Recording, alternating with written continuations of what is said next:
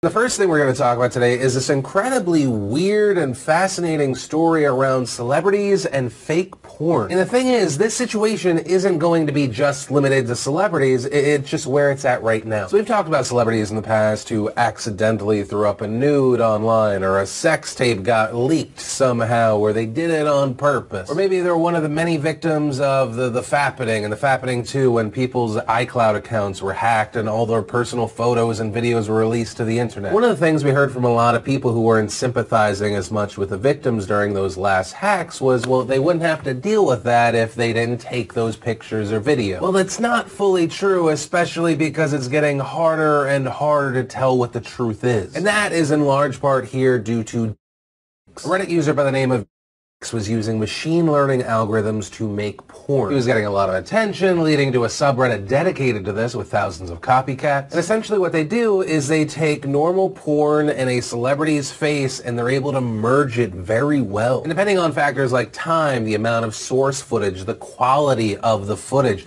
it can come off as very believable, especially in GIFs or lower res videos. Some of the big examples people have known about since around December, you had Gal Gadot, Daisy Ridley. I also went and checked this morning. A lot of the posts are starting to get deleted, so I wanted to make sure that this was actually a real thing. There were videos where they had fakes of Margot Robbie, Emma Watson. They look incredibly well done. One of the craziest ones I saw was of Cara Delevingne. Apparently it took a ton of assets. It was a 20-hour render, but I mean, the video looks real. It's insane how well done it is. If I didn't know that this was a real thing that was happening and the source footage wasn't so high quality where you could tell it was a professionally shot porn, you know, like if it was a cell phone or was shot vertically, the way you can tell the real stuff is like there's something on the TV, it's completely unsexy. It's like the weather, or there's a smoke alarm that needs its battery change going on. And essentially the way that it works is it takes open source machine learning AI algorithms such as Google's TensorFlow, and it puts them to work by splicing these videos and footage together. You just provide all that content and the AI does the rest of the editing. Now keep in mind the technology is not perfect. There are examples where things have gone horribly wrong. You have like inside out faces. But still, when you have people that have the high quality content to be able to merge it, it looks incredibly real. And we're going to see more and more of this kind of content come out. They have a desktop app that's called that, according to the update today, has been downloaded over 100,000 times. And the newest version reportedly turns this into a one-button process. And once again, this situation goes past celebrities. Hypothetically, someone could do this to their ex. I mean, just one look at subreddit right now and you can see that they are even slowly moving towards social media women. Today, users had already uploaded videos and GIFs.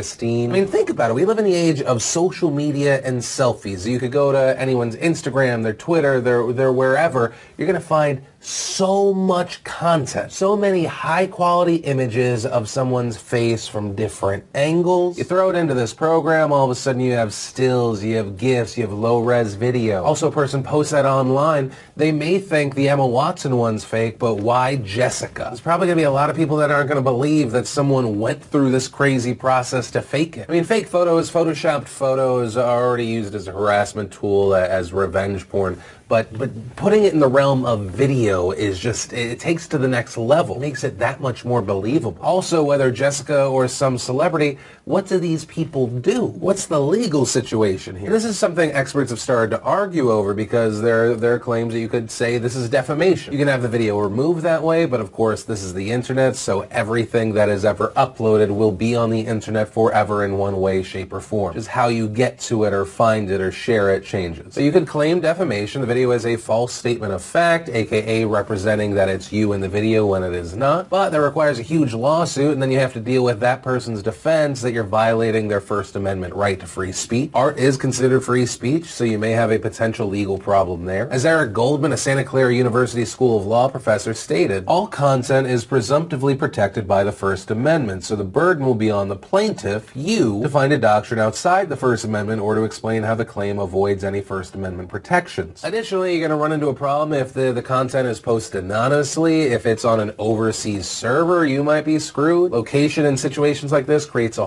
whole different headache. Plus, if you're a public figure, you're a celebrity, a politician, or whatever, your right to privacy is even less. And so essentially your protections are fewer, and because you are who you are, the demand is higher than your everyday person. Additionally, the naked parts being shown aren't yours. Also, a lot of the videos being shared aren't saying that these are real. Once again, that's because right now it is at a showcasing of technology point. And as far as what this means moving forward, it's really just the acceleration of an issue we are going to have more and more. We've talked about programs in the past where you can get a webcam, you're talking, you're able, thanks to this program, to make it seem like someone else is saying something. Now, thanks to more programs, newer programs like Fake App, it's becoming more accessible. So as this is adopted more and more, how will people be able to tell what is real and what is fake? It will be even easier for people to deny claims that something happened, even if there is video evidence. And I saw one user leave this comment, and it is incredibly true. If anything can be real, nothing is real.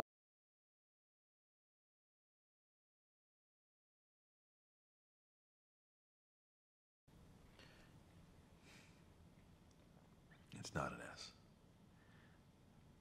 On my world, it means hope. Well, here it's an S.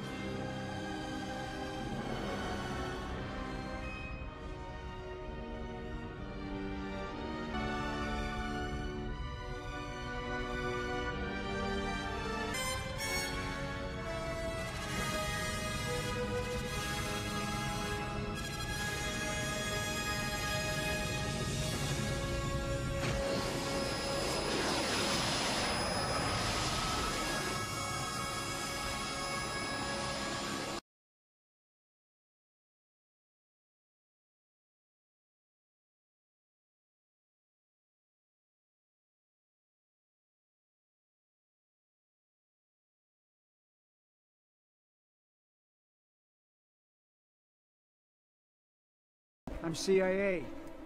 He wasn't alone. You don't get to bring friends. They're not my friends. Don't worry. No charge for them. And why would I want them? They were trying to grab your prize. They work for the mercenary. The masked man. Bane.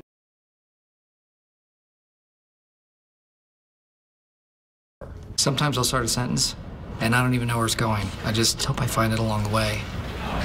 Like an improv conversation. Improvisation. This is going to sound sort of high maintenance, but could we have it like 3 degrees cooler in here? I always think better when it's cool. Don't ever, for any reason, do anything to anyone, for any reason, ever, no matter what, no matter where or who you are with, or where you are going, or where you've been, ever, for any reason whatsoever.